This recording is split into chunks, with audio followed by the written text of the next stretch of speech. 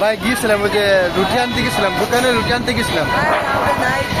তারপরে আমি বাজার করতে গেছি ভাই, ওই যে বাজারে গেলাম, বড় বাজারে গেলাম। আকাশের অবস্থা খুবই খারাপ, আজকে মনে হয় তুফান আসবে, ঝড় তুফান। যাবেন গা? যান যান।